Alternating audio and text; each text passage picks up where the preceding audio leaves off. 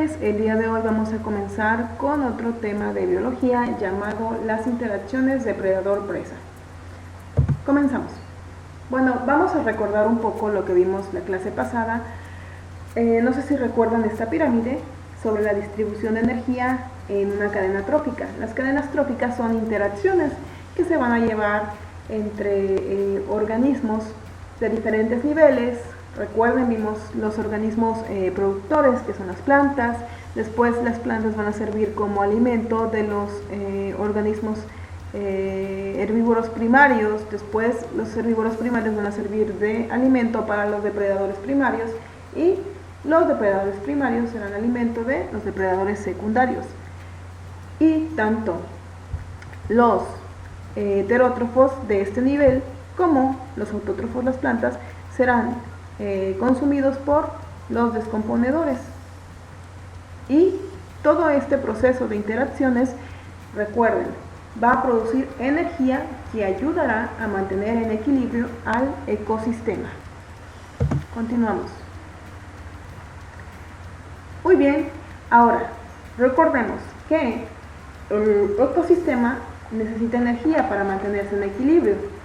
Recordemos que la energía se va a producir gracias a ¿qué? Gracias a las interacciones biológicas. Todos los seres vivos presentes en la Tierra interactúan constantemente entre sí y con su entorno, lo que ha permitido que desde los inicios de la vida los organismos se desarrollen, se evolucionen y se puedan adaptar mejor a las condiciones que el medio ambiente les va a proveer.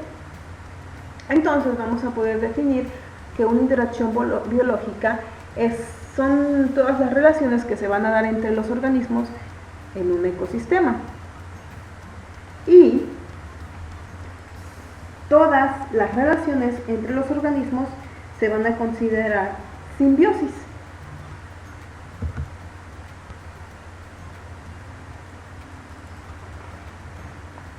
¿Cuáles son los tipos de interacción? Miren, como se debe entender, todo ecosistema se estructura por comunidades de organismos, las cuales van a interactuar con el medio abiótico intercambiando materia y energía.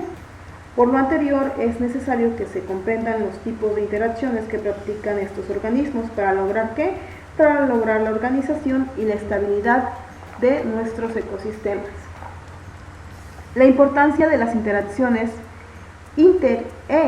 intraespecíficas radica en que, así como existen factores físico-químicos que van a modificar la distribución y la abundancia de las poblaciones en los ecosistemas, asimismo la interacción entre las diferentes especies también influye en esa transformación. Vamos a encontrar dentro del ecosistema que se llevan a cabo dos tipos de interacciones. Una relación interespecífica. Esta se va a manifestar cuando los organismos que participan son de diferentes especies, y la relación intraespecífica se observa entre organismos de la misma especie. Muy bien, ahora las interacciones biológicas pueden ofrecer efectos benéficos o efectos negativos. En este caso vamos a hablar de las interacciones positivas que dan efectos benéficos. Dentro de estas interacciones positivas vamos a encontrar la cooperación.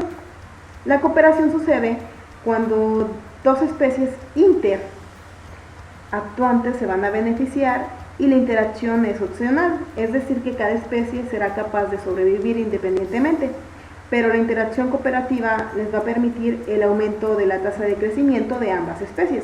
Y un ejemplo de esto, como vemos en la imagen, es la relación entre cangrejos y celenterados.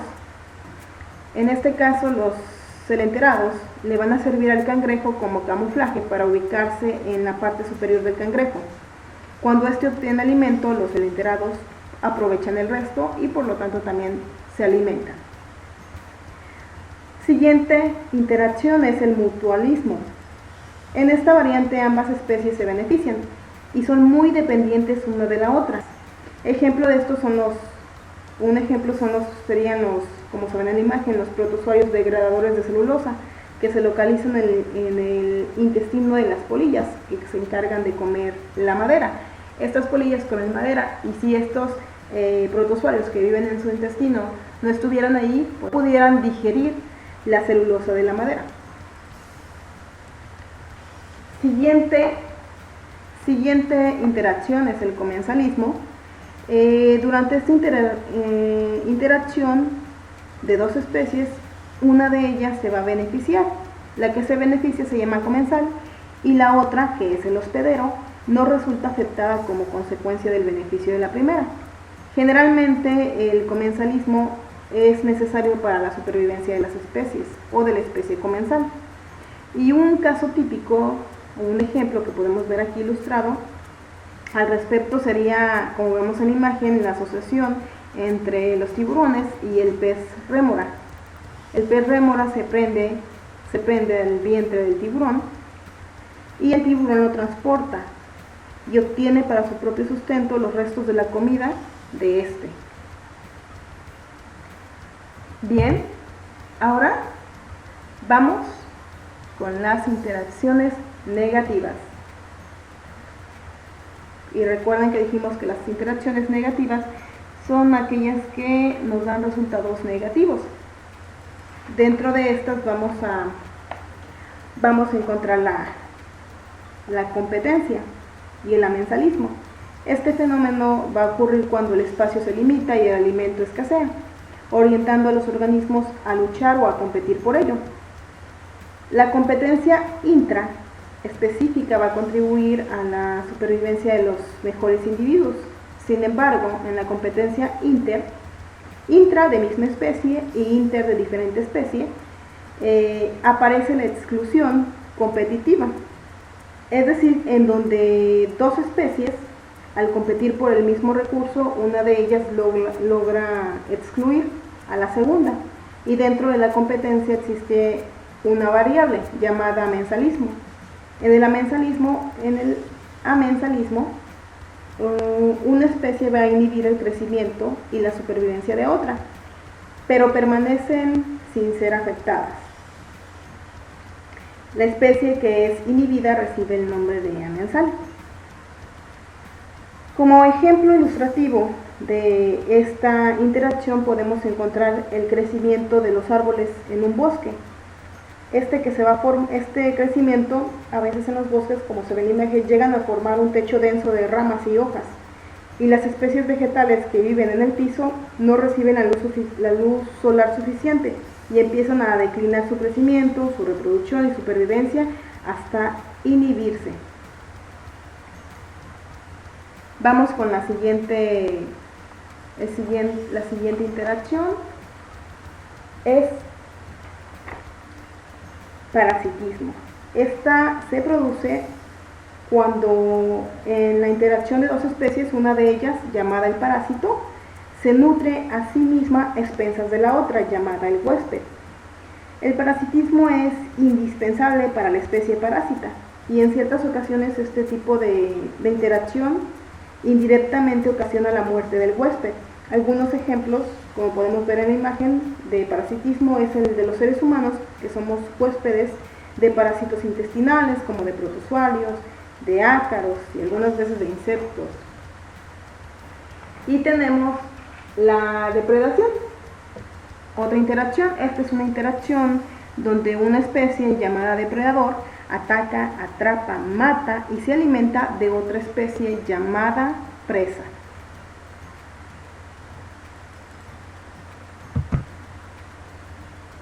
Ahora vamos a hablar más en específico sobre la interacción depredador-presa, que es la que nos interesa en este tema.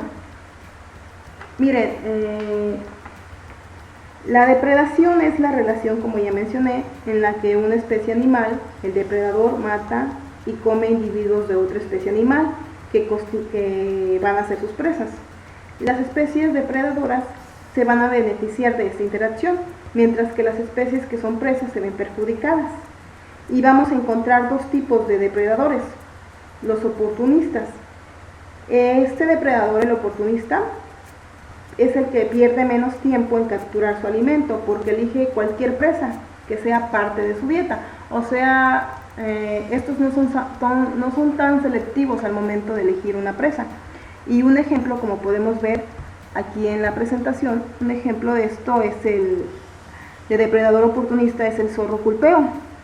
La dieta de este animal es variada o generalizada, ya que consume diferentes herbívoros, como las liebres y otros roedores. Es decir, él no tiene una especie definida para presa. Y bueno, tenemos el otro tipo de depredador, que es el selectivo.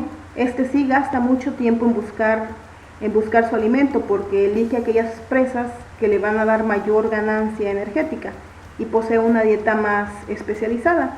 Y un ejemplo de depredador selectivo tenemos a la guiña.